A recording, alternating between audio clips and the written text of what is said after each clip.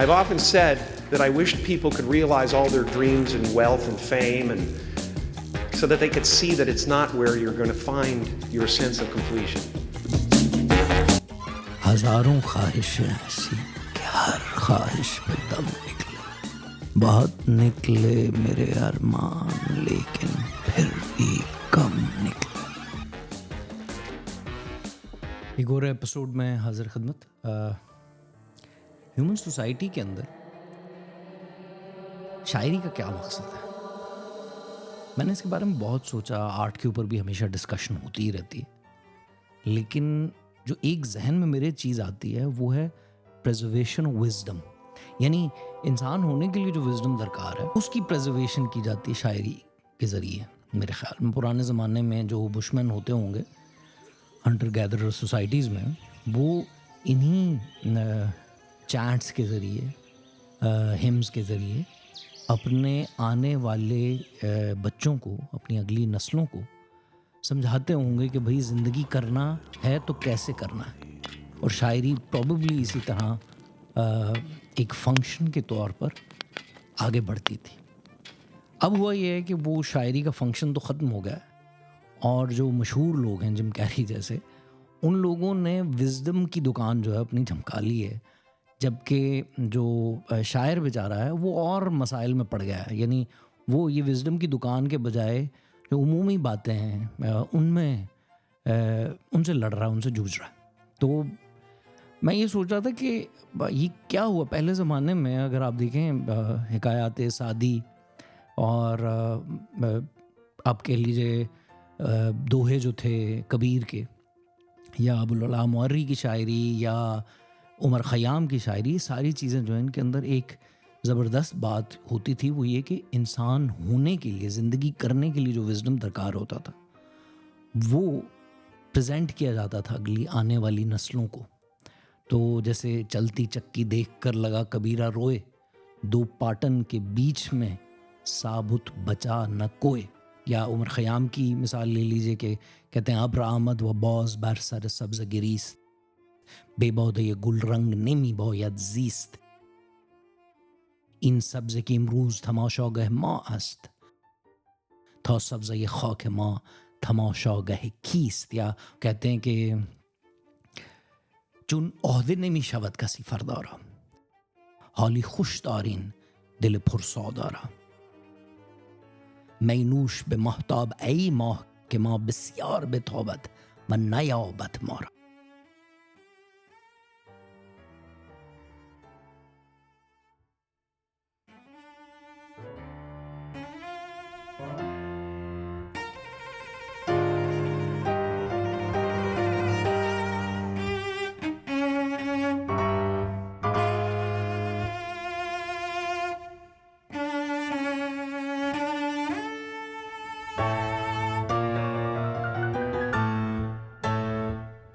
ये वो बातें हैं कि आपको बताती हैं, मैंने जैसे कहा ना, ज़िंदगी करना सिखाती हैं।